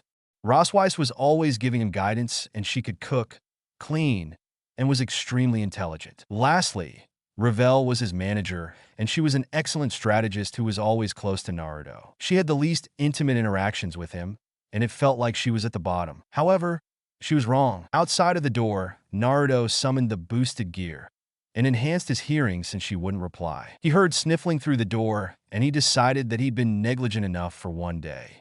He forced the door open with a strong push and surprised Zenovia with a loud crack from her door. She turned around with bloodshot eyes and turned away to hide her face. "What are you doing, Naruto?" Zenovia questioned him with a frustrated tone. Naruto trudged over to her and sat right in front of her. He put both hands on her shoulders and prevented her from turning her body away. "Zenovia, tell me the truth. What's wrong?" Naruto asked with a concerned and gentle voice. Zenovia couldn't lie anymore. She couldn't hold back. She bit her lip and tried to repress her emotion, but it all came out regardless. "I can't," she whispered, barely loud enough for herself to hear. "What?" Naruto asked again. He saw Zenovia's tears trickle down her face and fall onto her lap, and knew that whatever this was, it wasn't the work of the personality ray alone. "I can't compete with the other girls," she confessed to him with a red, sobbing face and tearful eyes. "What? Why?" Naruto was truly confused. Back then, until recently, she was always trying to take the chance to make a move on him, but now she was surrendering? All of the other girls, they have the advantage. They have relationships that are so much closer to you. They have more special memories with you. They have better traits than me. They can cook, clean, and they can understand what's going on in the atmosphere. All I could do is break and destroy things. Why did I ever think that I could get some of your attention and affections? I have nothing to be exceptional for, and I know other men wouldn't want a girl like me. Zenobia ranted as she let out all of her repressed thoughts out. She sobbed and refused to meet his eyes as she stayed in the same position. Naruto made a sigh and was ready to prove her wrong. He gripped her shoulders and brought her head onto his shoulder and comforted her by patting her head and rubbing her back to calm down her sobs. Zenobia, you and all of the girls are unique. You all have great traits and bad traits like any other living person. Naruto spoke softly to her as she still cried. Like what? She questioned him as she couldn't find an answer herself. You're strong, resilient, and you care so much for your friends. When Asia was nearly killed by Xiaoba, you were the first to charge at him in anger and vengeance just to pay him back for Asia. You tried to help Jayasuke with his fears in order to help him grow. You made sure that he didn't lose on purpose during the match with Saror's peerage. You care so much for your friends that you're strong for them. I think that puts you on equal footing with the other girls. You stand up to others and you stick to your beliefs and you're confident. Even when I reject your advances, you bounce back. So what makes you think that you're at a disadvantage? It's true that Rias and Asia hold a part of my heart, but you also hold some of it too. Naruto's words left Zenobia stunned. He thinks of me like that? Zenobia couldn't be more overjoyed. The one thing she wasn't confident about wasn't true. She did hold a part of his heart. He did have feelings of her. She did have good traits. All of her fears and self-inflicted mental torture were for naught, for it was all just a fabrication in her mind. Naruto inched closer to her and did something that was to never be expected of him. He kissed the girl first. He brought his lips against her soft ones and deepened it with her as her sobs stopped and rejoice took hold of her emotions. She was now crying happy tears as she realized that even if she couldn't have all of Naruto's love, she still had it, even if it was a piece. They soon parted lips, and Zenobia wiped away her tears. She smiled brightly at Naruto and hugged him. Thank you, Naruto, she whispered to him as Naruto returned the hug. Of course, Zenobia, Naruto whispered back to her. By the way, what was that book that you were looking at before at the shop? Zenobia blushed, but she knew that she'd die of embarrassment at the shamelessness of the book that she was going to buy originally. Of course, she lied about it again. It was about fashion and makeup. Zenobia lied off at the top of her head, and thankfully for her, Naruto believed it. In truth, it was a book about how to seduce and confess feelings to someone. She had scolded her shameless intents when she thought about it. I see. I think that you look beautiful enough already, though. Be beautiful. Zenobia stammered as she felt her face turn red and her heart started jumping for joy. Bashfully turning away, Zenobia tried to hide her embarrassment, but Naruto wouldn't have that. He stretched his hand out to her, inviting to come out with him so that she could see for herself how beautiful and unique she was compared to the others, who were also unique in their own ways like she was in her own. Deciding that she had spent enough time thinking negative thoughts, Zenobia left her room with Naruto to go join the others downstairs in the living room. When Irina caught sight of the look that the two shared, she knew that Zenobia had advanced her relationship. She was happy for her. However, she felt an empty feeling in her that was followed by sadness. Being an angel, she couldn't actively pursue him, or she would fall if she wasn't careful. She thought that all hope of trying to seduce and actively show her feelings to him were lost, but once more, Michael came to her rescue. The project he was working on had indeed been huge, and he was going to reveal what it was by tomorrow night. The next day, Irina was waiting for Michael to call all of the angels so that he could reveal what it was that he had discovered. Homeroom class was starting, and all Irina could think about was Naruto. Her thoughts lingered on how she wanted to be with him, how she wanted to have a future and family with him, how she wanted him all to herself. Still, she understood and respected how Naruto loved Rias and Asia. Being an angel, she couldn't openly do the seductive and eki acts that the other girls could do. If she crossed a certain line, she would fall and her dreams and spirit would shatter. When she thought about it thoroughly, though, she didn't actually mind falling if it was for Naruto. Yet, her faith and her father's pride also came to mind when she thought about falling. Her mind became conflicted, and she could tell that her wings were flickering between black and white. She had to stop herself before she really did fall. Secretly, she had not so innocent fantasies of him. It was happening recently and more frequently. It all really started a few weeks before. Irina couldn't remember what was going on, but all she could recall was a bright flash of rainbow light. Specifically, she could remember seeing a pink light, and that was it. When lunch came, Naruto walked over to her with lunch in hand. Zenobia was having lunch with the student council since they were still in the midst of getting ready to take up office. Asia was, "Hey, Irina, want to go have lunch together?" Naruto suggested. Irina began running hundreds of simulations in her mind. Many were of sensual natures. Does he want to do something with me? Does he want to eat me? Trying to stay rated T, but I'm still confused about whether this story is rated T or not. I'm not going to put anything explicit on here, though. Irina didn't finish her thought as she snapped back to reality. Irina merely nodded as she felt embarrassed by her lewd thoughts of him. Naruto was in anticipation and fear. He had still yet to see the whole of Irina's personality change. The other girls were already exhibiting their new personalities very often now, especially Rosweiss. But Naruto felt that Irina wasn't letting much on, though, as if she were subconsciously holding herself back. Naruto knew that he needed to talk to Azazel again. He still didn't know enough about what the personality ray was doing to the girls, and he wasn't taking chances to wait if something bad was going on. The crying that he saw Zenobia go through was enough to warn him to knock on Grigori's door. Eating outside, Naruto and Irina were actually silent throughout most of the lunch period, until Irina broke the silence. "Hey, Naruto-kun, what happened with Zenobia yesterday?"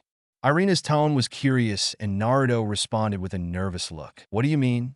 Naruto was a bit hesitant to mention the kiss that he used to comfort Zenobia the previous night. He couldn't mention because he'd have upset girls looking him in the face. "We just talked and I said some stuff to her because she was feeling down." Naruto gave out a half-truth as Irina looked at him with suspicion. She could tell that Naruto was lying since she knew him so well. Irina kept glaring to get Naruto to spit out the truth. Her attempts were successful as Naruto felt discomfort course through him. This was new. Normally, she wouldn't have resorted to using a glare to make him intimidated, but what she did next kind of bothered and scared Naruto a little. Irina materialized a club of light and aimed it at Naruto's head. "Wah!" Naruto exclaimed in alarm. "I also heard that you tried to assault Zenobia and that she was crying. Is that true?" She spoke ominously, with Naruto looking at her in alarm.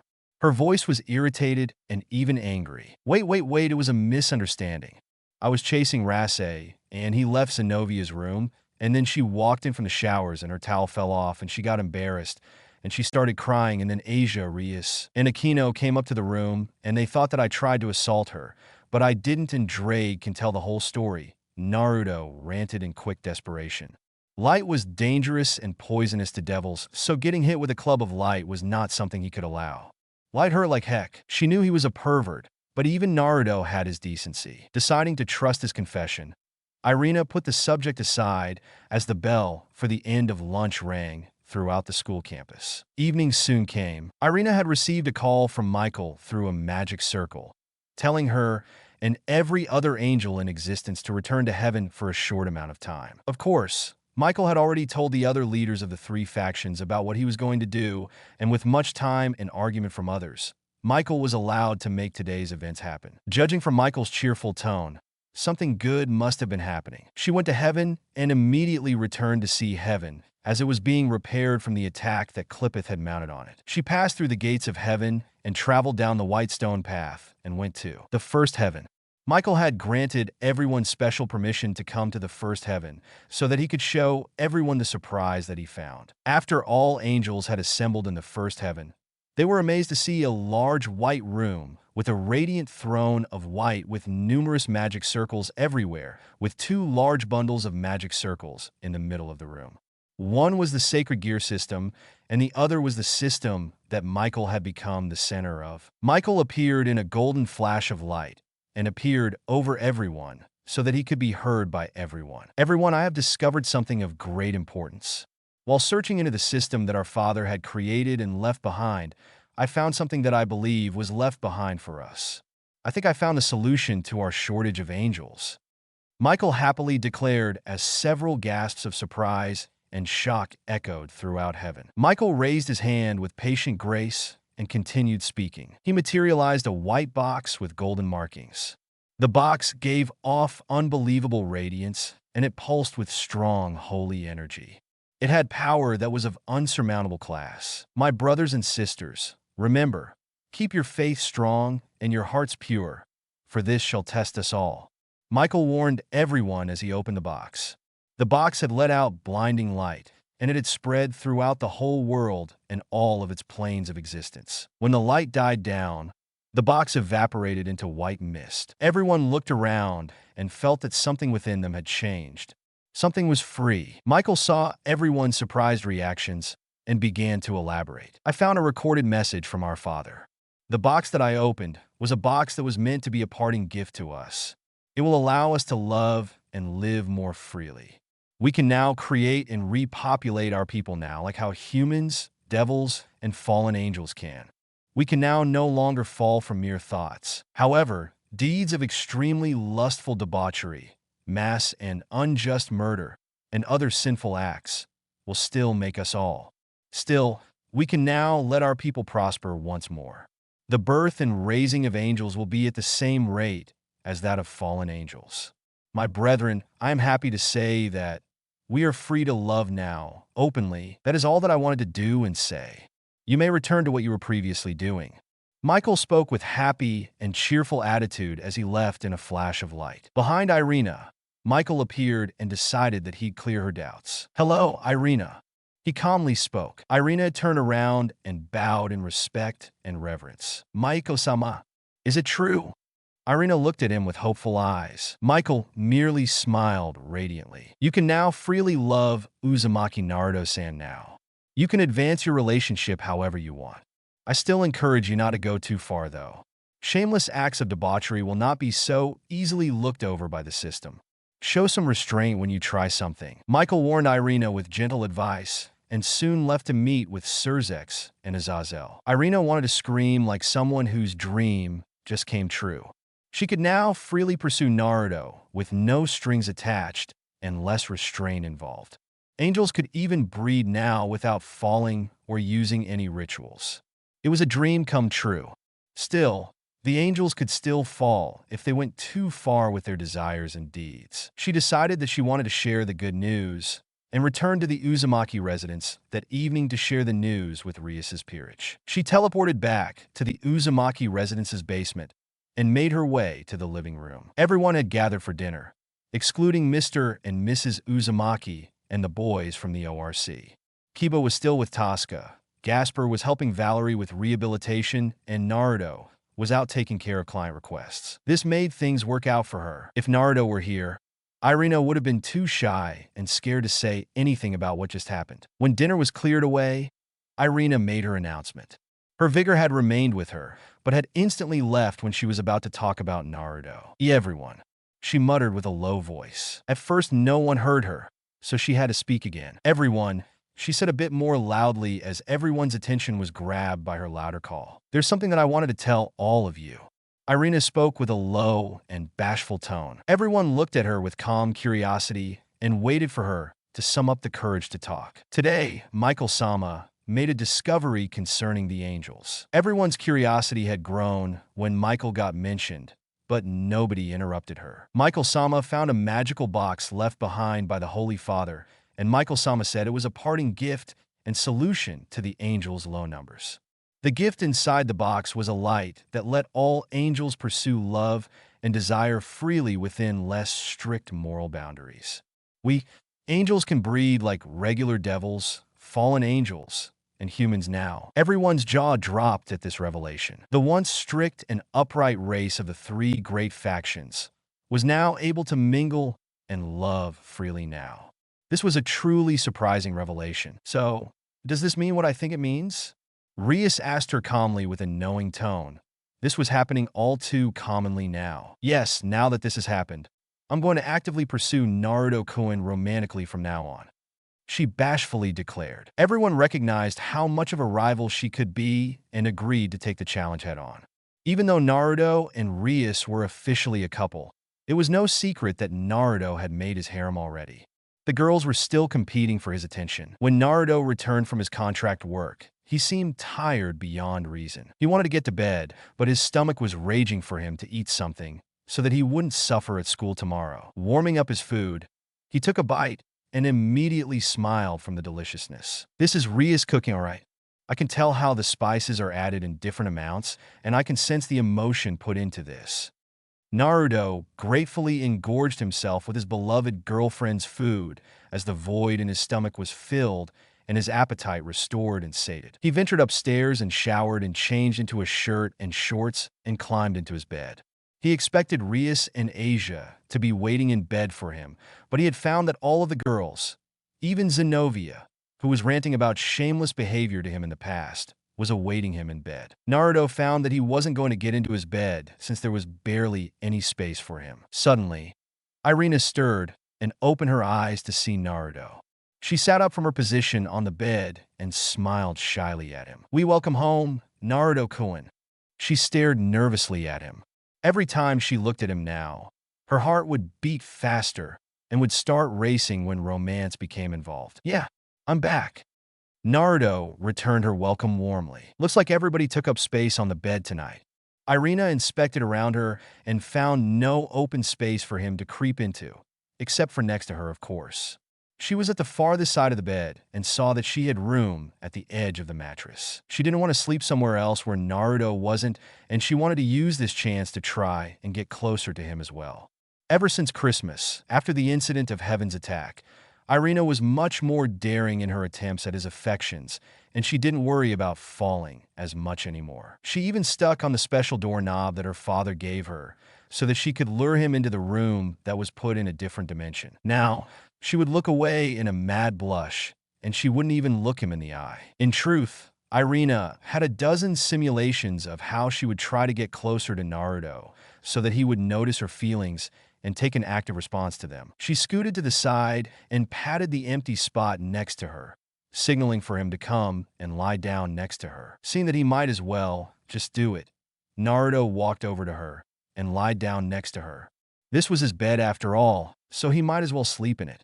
To his right, Zenobia, and to his left was Irina, who so kindly moved over for him to sleep next to her. "I don't have to restrain myself anymore," she told herself. "Partner, it seems like this girl wasn't as drastically to the same degree as the other girls. She seems shy compared to normal, but there's something else. Something."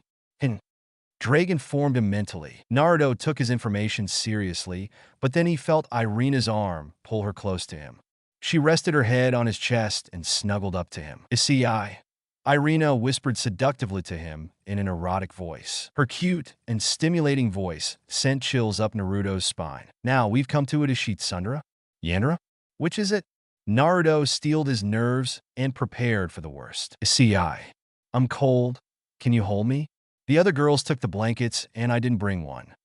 Irina weakly moaned as she rubbed her shoulders to warm herself up. It seemed reasonable since it was winter and there were no blankets for the both of them. The extra ones had all been taken by the other girls. Seeing as how Naruto's body was that of a dragon's now, he was far more resistant to the cold. Using the situation to her advantage, Irina was going to try and use her charm to get intimate with Naruto. It wasn't fair that he only paid special attention to Rias only.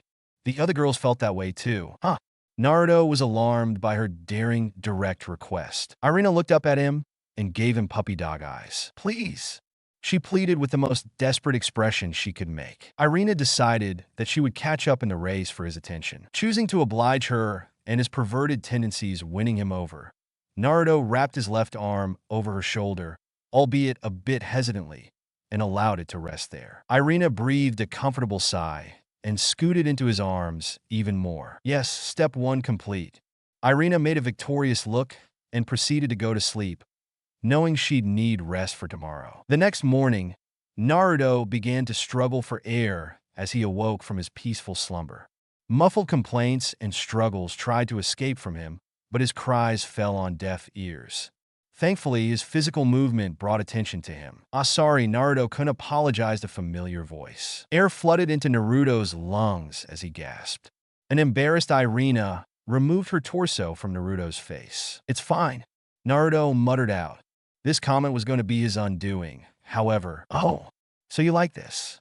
Irina rested herself on his torso and brought her face closer to Naruto's with mere inches being the distance between them. "Irina, Naruto was curious as to why she was being so flirtatious.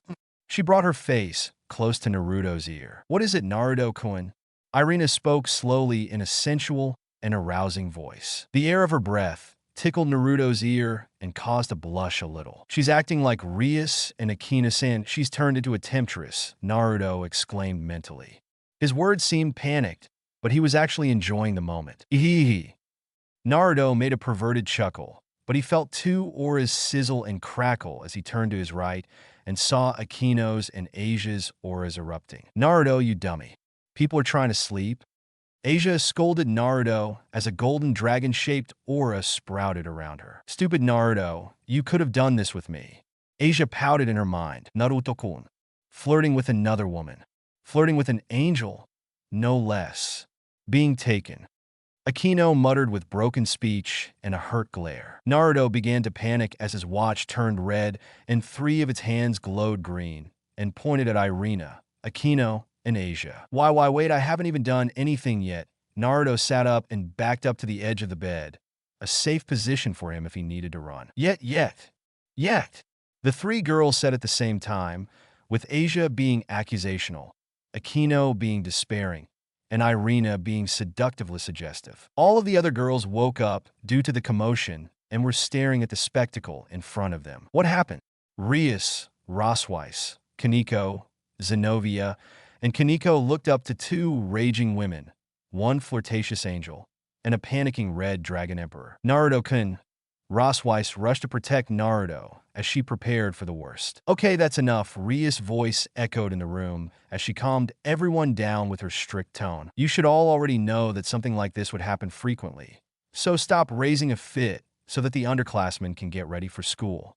Rias glared at anyone to challenge her authority to start a fight. Her mother's words about taking charge of the harem had rung in her head as she decided to show some confidence in being the legal wife and maintain order. Complying with Rias, all of the high school students went their own ways to get ready for school. Irina looked back at Naruto and winked at him as she blew a kiss at him. Naruto made a goofy grin, but was set back on course by Akino glaring at him and Irina. At school, with lunch beginning, it was only Irina and Naruto left again. They were eating lunch on the school roof, and Irina happened to be feeding Naruto. Hearsay, Irina cutely brought a meatball to Naruto's mouth. Complying with her, he opened his mouth and ate the meatball, savoring it. It was a little spicy, but it had plenty of flavor from soy sauce, salt, and had bits of green onion and ginger inside it. "How is it?" Irina asked with a worrying gaze. "It's good," Naruto gave his honest opinion. Irina immediately broke into a smile and giggled. "Thank God. I was hoping it was good. I actually thought that I did a bad job." She was relieved as the fruits of her labor proved to be uplifting. Naruto gave her a shocked expression. This delicious food and savory soup that she had brought for the both of them were made by her. The last time he tried her cooking, he had spent a few hours on the toilet with diarrhea tearing his insides up. Yes. Irina gave him a proud look. She was aware that her cooking was terrible, so she spent an unbelievable amount of time learning how to cook from Naruto's mother and the other girls. Now, she was getting closer to Asia's level of cooking. "Hey Naruto, since I fed you, can you feed me?" Irina gave Naruto puppy dog eyes and made a desiring expression. Naruto blushed a little when he noticed that how cute and pretty she looked. From her beautiful hair, her faithful and kind eyes, to her beautiful figure. He couldn't help but blush when he picked up on her many positive traits. You sure?" Naruto hesitated, to which Irina responded by nodding enthusiastically. Picking up some fried shrimp tempura, he carefully placed it in Irina's mouth. Irina let out a delighted sound as she chewed and swallowed her food. She was delighted that her cooking had impressed Naruto, but she was truly delighted when she just did something a lover would do with his or her partner. With the bentos over and done with, there was still plenty of free time for the lunch period. Irina took this chance to make Naruto sleep on her lap. She wanted to do so many things with him, and now she would do things slowly at a memorable pace. "How does it feel?" Irina brightly beamed down at him. If she weren't already one, Naruto would call her an angel. "It's awesome. I'm in bliss." Naruto closed his eyes and smiled as he rested himself, due to the pure comfort and relaxation he was in. Suddenly, he sensed something touching his chest and saw Irina trailing her hand around his torso. "Irina." What are you doing? Naruto knew where this was going. Why? I'm only trying some skinship. She deviously smiled at him. She moved her hands further and further down his body, towards his nether regions, before Naruto grabbed her hand and sat up. Irina, aren't you afraid of falling? Naruto asked her with a very serious expression. Irina merely shook her head and decided that the time was now to tell him what had happened. Naruto-kun, there's something I should tell you. Irina then began her story. After the tale was over, Naruto was in pure and utter shock. So angels can't fall from lust and desires anymore? Naruto was flabbergasted. Irina merely shook her head. Yes, we can fall from excessive lust. Things like merely offering yourself to random others out of pure lustful desire with no love will still make you fall. Other deeds like cruel murder and massacre will still make us fall. Irina answered all of his questions. Irina turned away a little at the end. I wanted to wait until I had made significant progress with you, and then I would tell you. I wanted to prove that even without the Holy Father leaving his last gift to us behind, I was willing to do anything for you. I was willing to make lustful attempts at you, and I wanted to prove my feelings to you. I don't want to be childhood friends anymore. I want to be a lover to you. I know that being your only lover isn't possible, but I want to be one for you. I want to be loved by you too. Irina declared to him with emotional eyes and nervousness and anxiety jumping around in her heart and mind. Naruto merely smiled, but Irina wasn't done. I was so insecure about my place. I would get called a self-proclaiming childhood friend, and it made me realize that I didn't know you anymore. When the girl started to get closer to you, I saw that I couldn't get closer to you and show you how I felt because if I wasn't careful, I'd fall.